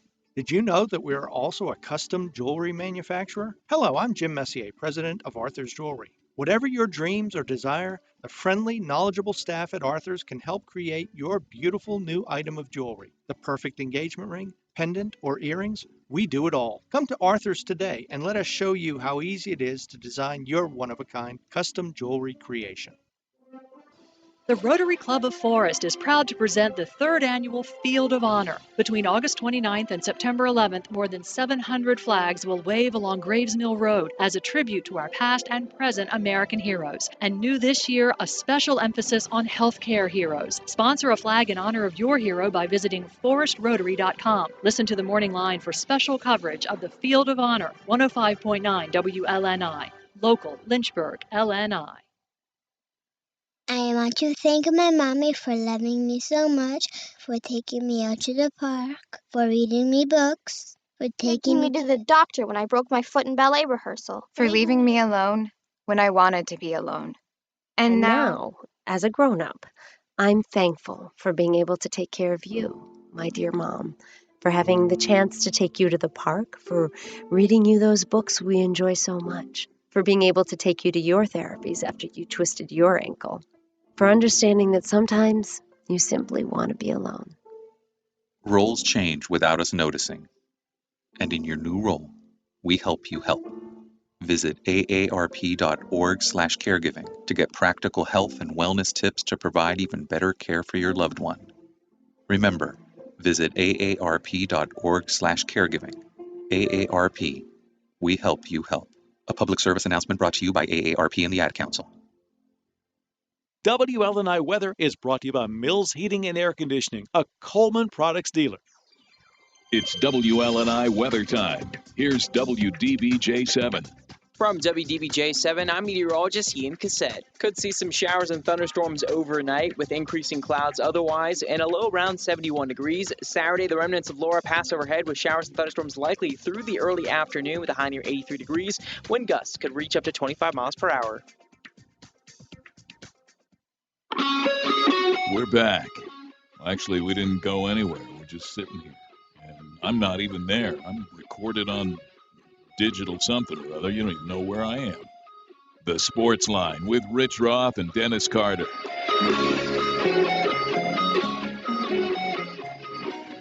18:30. What time is that, Rich? I don't know. Can't do the math, DC. I can't do the math. Welcome back to the Sportsline, this portion of the show brought to you by the Mabry Auto Group and the Million Mile Warranty. I switched dealerships. Manufacturers. Right? That's what he should have gone with. Manufacturers. Irby, come on. Hammer Time Racing. It's good hearing from him Frank today. Jones. Yeah, absolutely. Yeah. Absolutely. Lots of people crawling out of the woodwork. We love that. We Still love got that. 30 minutes. Call us. That's right, 846-8255. But yeah, back to the Mabry Auto Group. I did. I switched manufacturers, went with a Nissan, and I'm loving it. But the thing I love most is the Million Mile Warranty. Peace of mind. It really is, DC. Peace of mind. Don't have to worry about what happens when, you run out of, how many miles are we at? And it's always the miles versus the years, right? It's always, 6 years or 60,000 miles or, and it never works out. Never what you want, like you said. Never. Yeah. Never works out. Like with the, we'll take 50% of attendance or 1,000, whichever's less. Right? That's who's able to go to football games this year, according to our wonderful governor. And that 1,000 number is not very good. No, right, because it's Boy, always it's not a lot of people. Those things, when it's either or, it never works out to your favor. So the Million Mile Warranty, you're covered. Let's just put it that way. You get it on all new and most pre-owned cars at the Mabry Auto Group. 4 locations, including Lynchburg Nissan and Lynchburg Mazda. It's the Mabry Auto Group, mabryautogroup.com. So what are you looking forward to this weekend, Rich? Racing. Besides the NASCAR race at Daytona tomorrow night, 7:30. That's it. I'm watching the Busch Series tonight. The Busch Series? Yeah. Yeah. Remember when it was called the Busch Yeah, Series? I do. See, that's like my era. Like, how I was throwing out some of those names? And the only reason that I knew a lot of that stuff, and Hammer Time Racing was a part of it, right? Was we did that NASCAR Fantasy League. Mm-hmm. That was the only reason I knew anything at all. And it stuck with you. A lot of the names stuck with you. It did. Yeah. Dick Trickle. Yeah, I don't know that he was ever on anyone's team, but we all like saying his name for some odd reason. It doesn't make any sense. Did Jimmy you- Johnson? Yeah. Had he started up by then? Yeah. Okay.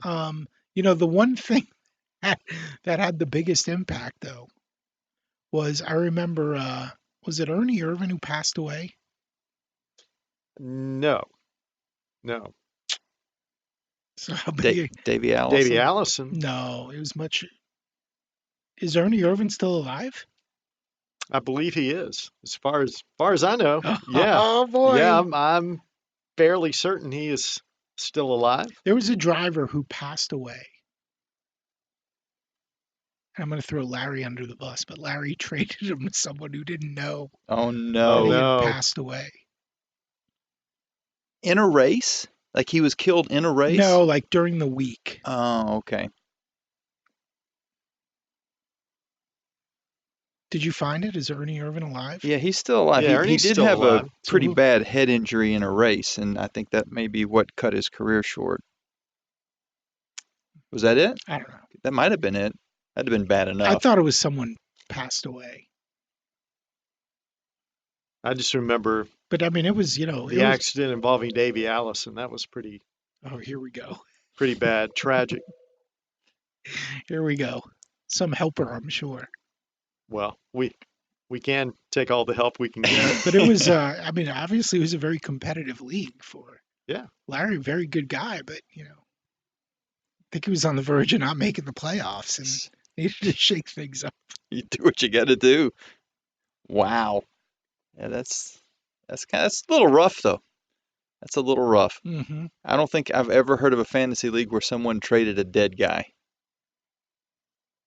Injured. Well, it doesn't sure. happen often. Right. Yeah. Right? I mean, That's true. Let's be honest. It's true. It's not like that happens every day.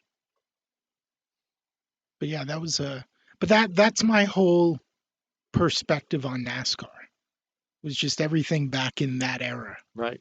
It was that era of the sports line. Like Steve Park was always on my team because he was a Long Island guy. Mm-hmm. Oh, wow. And there aren't many Long Island racers, I can assure you. So you remember the Busch Series, and of course we always talk about NCAA football, Division 1A. Yeah. Yeah. It's 1A. Yeah. Yeah, and 1AA. Forget that FCS and FBS stuff. I don't know. It's 1 and 1A. That's not my deal. Right. Carl. Hey, Carl. Down, you little fella. This is sick, man. You people. Man, it's been a long time. Real long time. I've been sharpening them lawnmower blades. You still running around with that little toot-toot?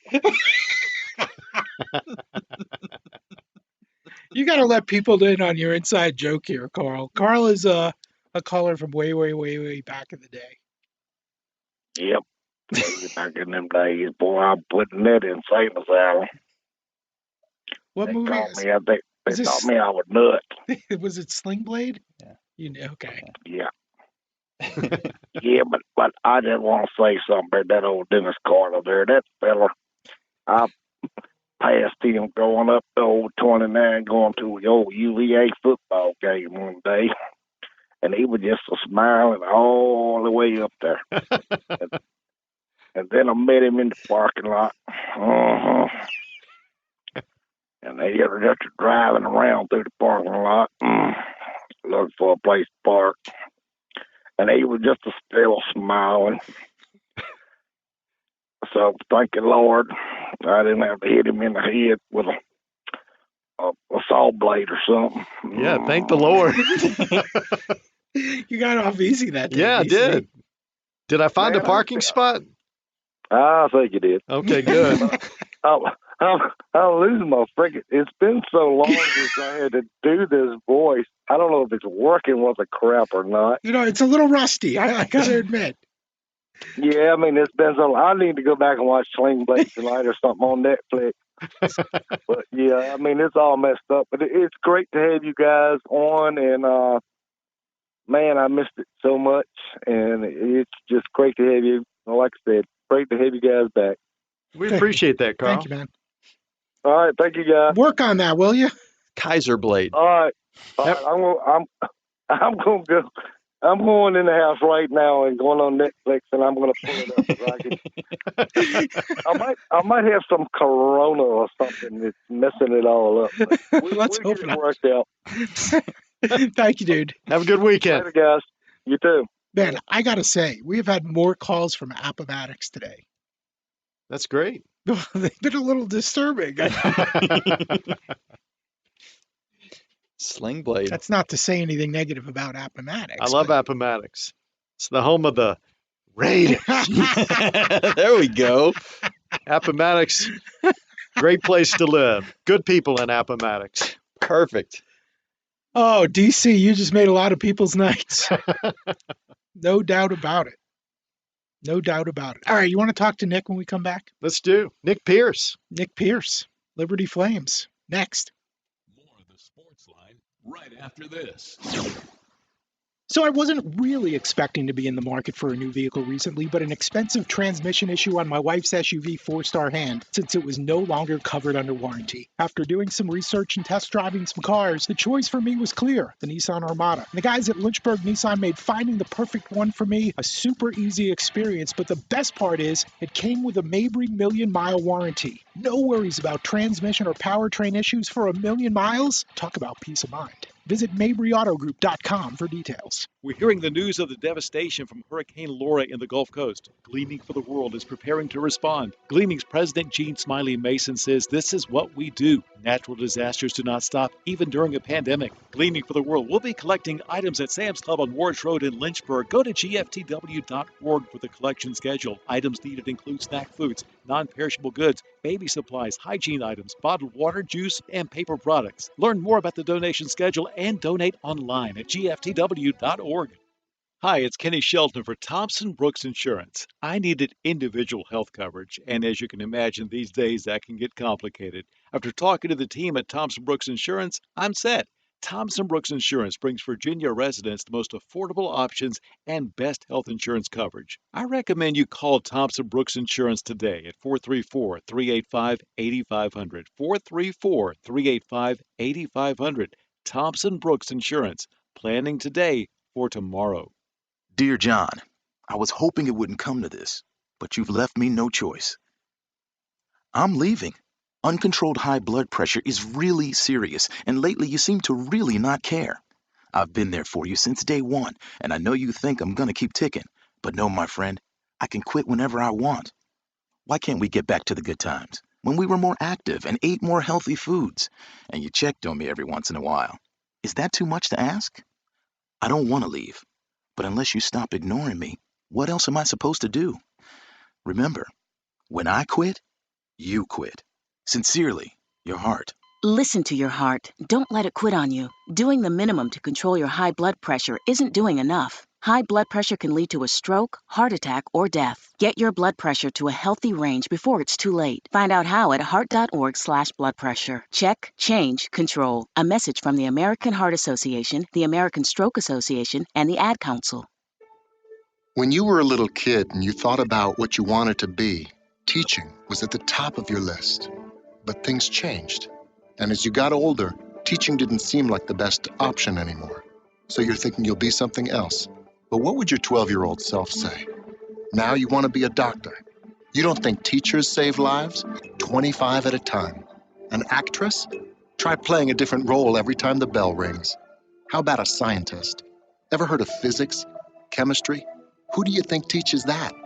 Teachers today are breaking down obstacles, finding innovative ways to instill old lessons, and taking learning far beyond the four walls of the classroom. It's time to recognize that great things are happening in teaching and put it back on your list. Don't try to convince yourself otherwise. You had it right the first time. Find out how you can make more at teach.org. Make more. Teach. Brought to you by Teach and the Ad Council. In 2017, our daughter Angelica Hale remarkably sang her way to the finals. But the real miracle is that she even made it to the stage. When she was 4, she survived sepsis. When it comes to sepsis, remember, it's about time. Watch for T, temperature that's abnormal. I, signs of an infection. M, mental decline. E, feeling extremely ill. Take the time now to learn more at sepsis.org. Now back to the Sportsline.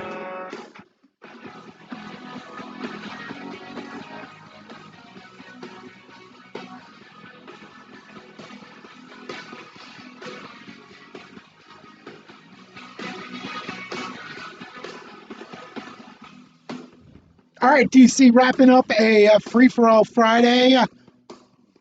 Jump on the phones if you want. 846-8255. We'll talk with Nick Pierce. Liberty Flames coming up here in just a second. Nick Pierce, he's a good man. I know he's an Atlanta Braves fan, so he's got to be feeling pretty good about himself right now. The Braves, first place in the NL East. We'll have to ask him about that. Well, go ahead. I think he's with us. Is Nick with us? Yeah, guys, I'm here. I'm just getting out of Walmart on a busy Friday. How busy was it in that Walmart, Nick? Well, I stood in line for about 10 or 15 minutes. So, yeah, a little busy.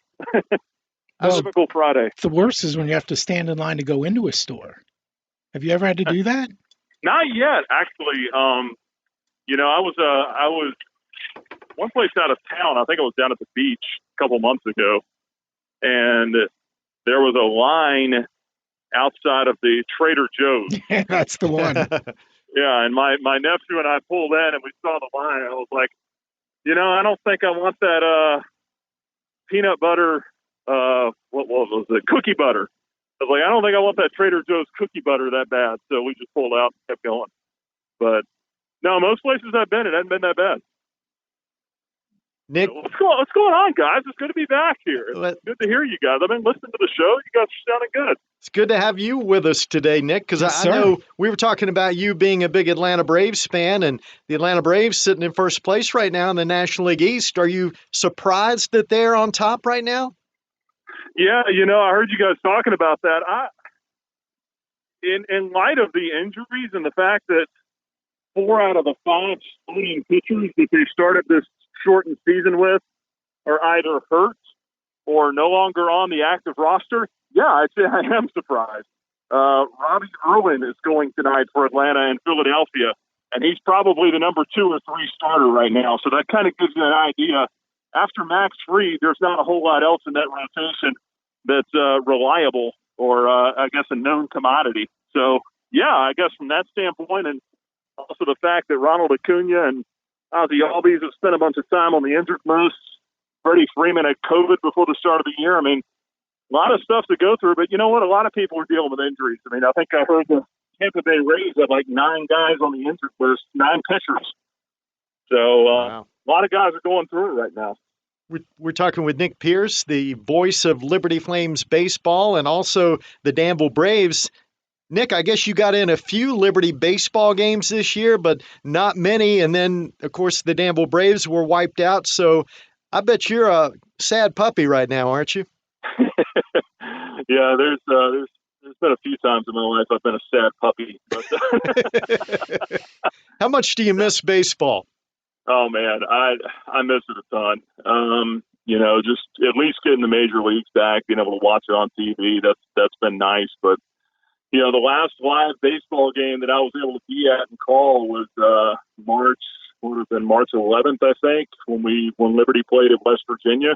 Mm-hmm. So this has been a very unusual summer for me. Normally I'm at or working at between 90 and 100 baseball games every year. Wow. And it's been the very opposite of that here this year. So it's been weird, but I've been able to work on the honey-do list a little bit, building up the house, my fiance and I, and got a paver walkway put in and been going through things, putting some stuff in the attic. So, that all sounds fun, doesn't it? Well, the good news, Nick, is it looks like we may have some football, and it's coming up soon. Fingers are crossed, but doesn't look like there'll be a lot of fannies in the seats, to say the least. Yeah, that's the unfortunate part for sure. Looks like that, right now, per the governor's order, Virginia Tech, UVA, and then us here at Liberty, we're all going to have the 1,000 fan limit, is what it looks like right now. So.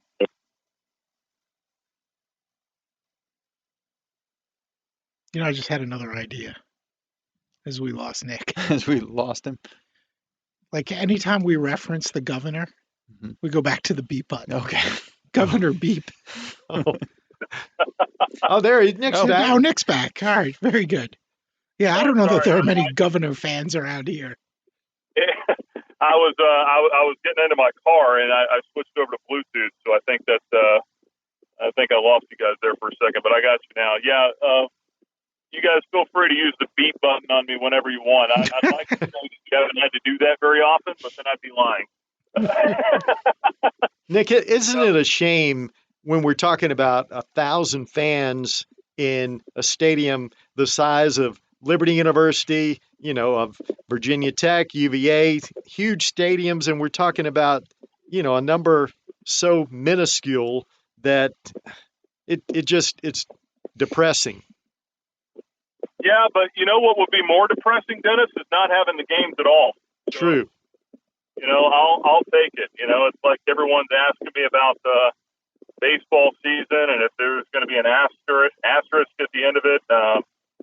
The thing I tell them is the champagne's going to taste the same to the players. So, I would still celebrate a championship, celebrate wins, and enjoy having college football and professional baseball and whatever else we can have here. And just try to enjoy it 1 week at a time, man, because things change so suddenly on a whim. Don't take it for granted that you're even going to have the next week. Just treat every week like it might be the last. And we hear players say that all the time, but man, it's really true right now, isn't it? I mean, this is the day we live in. We don't know when something else might happen, or we might have an outbreak, or something along those lines. Just enjoy it. Nick, I certainly won't ask you to dive into this, but we all know that there's been a lot of chaos and controversy up in Liberty Mountain lately. It seems like football will be a very welcome distraction for a lot of people, and we're keeping our fingers crossed that there's going to be some football. You think there will be? Yeah, I'm optimistic right now. I think that the athletics department here and the support staff have done a tremendous job of trying to keep these guys safe. I haven't been around practice very much at all, for obvious reasons. But what little I have heard is that the medical staff is really enforcing the masks. Anytime the helmet comes off, the mask goes up, and the helmets have the clear glass protective shields on them, kind of like the visors, but they go over the whole face mask on the helmet. So they're doing everything that they can, and trying to but a lot of it, it just comes down to trusting these guys to buy in, and you've got 100 plus 18 to 23-year-olds, and you're relying on them to be mature and make the right decisions. And I think that we're all trusting that that's going to be the case. You make a good point, Nick. You've got to enjoy these games while we have them, and that's why a lot of folks are excited about the fact that Virginia and Virginia Tech are playing in the first game of the year, because if they pull the plug on the season, at least that game is the first game of the year, and right now there's a good chance that they'll get that game in. Yeah, the Commonwealth Cup has a chance to go back to Blacksburg, doesn't it? It does. I know a lot of Hokies fans would like to see that happen, but Virginia's probably feels like it's been abducted. I don't think it recognized Charlottesville when it got back there last November. Wow. It had been in Blacksburg the gloves are off. For 15 years. What did Virginia fans do to you, Nick? I'm just saying, man. It was 15, 16 years. That's a long time, man. I mean, kudos to UVA, though. They finally got it done. I think Bronco Mendenhall's doing a great job up there. He's taking them to the next level. But that's a long time. Yep, they finally wrested the cup away from the Hokies, but you better believe Tech will want to get that cup back this time around. But again, thankfully, that first game is September 19th. So it doesn't look like they'll have the benefit of the basketball and lacrosse teams of COVID keeping the cup around for an extra year. They're going to have to earn it. Hey, Nick, we wanted to ask you about, we know that you are also a wrestling fan. Tell me a little bit DC, about... you don't like wrestling. Oh, well, I'm not a big wrestling fan. I was as a kid, but not so much now. But Nick, who's your favorite wrestler? Well, Dennis, I got to be honest. I was more of a fan when I was a kid too. So my favorite wrestler is going to date me a little bit, but as soon as I tell you mine, you're going to have to tell me yours. Okay. My favorite wrestler growing up was Sting. Wow. So I watched WCW before Vince McMahon bought him out and had a monopoly on the whole thing. I was a big Sting guy, and even over Hulk Hogan or any of that. But I loved Sting. I loved Ric Flair. I loved watching those two go at it. Probably more in the later years, I like Shawn Michaels. I had a chance to meet all three of those guys too, actually, so that's kind of cool. But yeah, I would say Sting number one, and then those other two. But who did you watch when you were growing up? Let me guess. Well, the other two are still wrestling. So. Flair's like 90. It's so sad. Was it blackjack mulligan for you? Well, I'll go back. I'll go back a long way, and you may not even remember these guys. This I know predates you, Nick, but do you remember a couple of guys named Johnny Weaver and George Becker? Nope. Okay. See, that's how old I am. I go way back. What? I never heard of those guys either. They did wrestle. Look them up. Google them. Greco-Roman style. Gorgeous George. Mid-Atlantic? Are we talking? Is it Mid-Atlantic? Is that Vern Gagne's territory up there? AWA? Where were those guys? They were on my TV screen. I think probably Mid-Atlantic. Yeah. We'll go with Mid-Atlantic Wrestling. Yeah. You're just going with that, huh? Out of nowhere. Mid-Atlantic. Oh, boy. You grew up in Danville, so I guess Mid-Atlantic would make sense. Yep. Did you have it on CBS 605 every Saturday? Were you watching there? I was watching in the afternoon. I think if I remember correctly, it was something like 12:30, 1 o'clock on a Saturday afternoon. We could catch a little wrestling as a young man, as a teenager. You have the rabbit ears going? I don't know if we had the rabbit ears or not.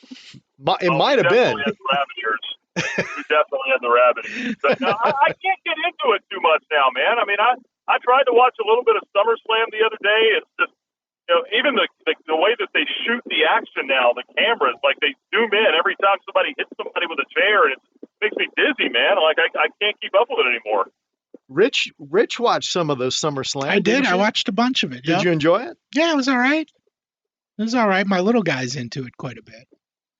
See, I think that's what it's going to be for me. Is whenever I have kids and maybe they start, and don't tell Jamie this because she's not gonna want our kids getting into this either. But when I sneak them downstairs and we watch a little bit of some wrestling, then I think that's probably when I'll get back into it too. Is when they start getting into it.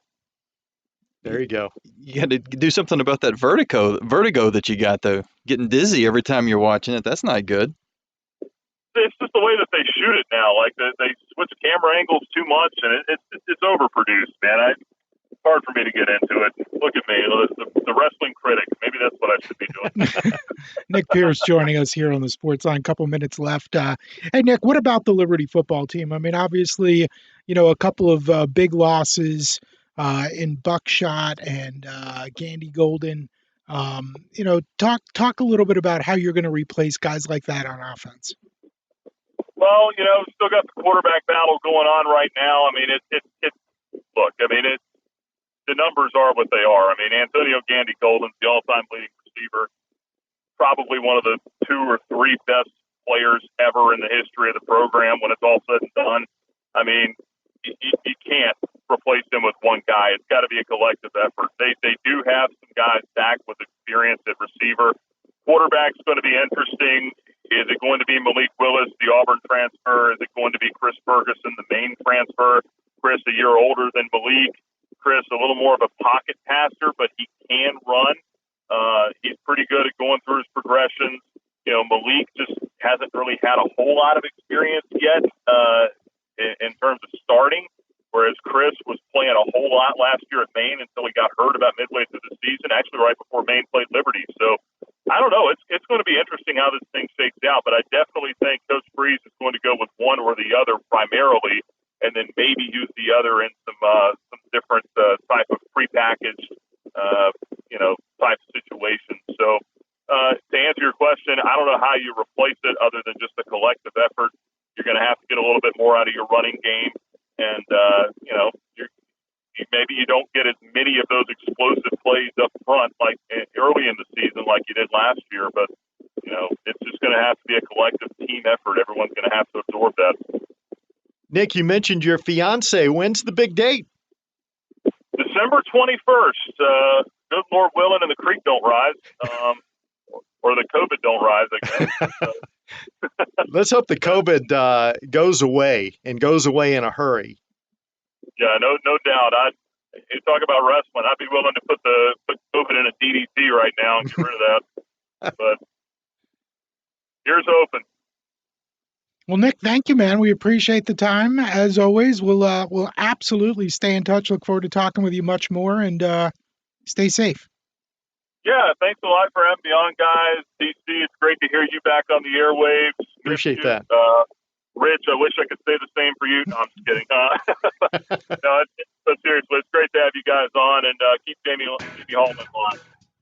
Well, that's a full-time job. Thanks, Nick. We'll do what we can. See you guys. Free for all Friday. You never know what you're going to get. It's fun, isn't it? Yes, it is. It's got to be fun. It's my favorite day of the week. I mean, driving home, it's Friday afternoon, big weekend. DC, enjoy it. You too, Rich. We'll see you guys on Monday.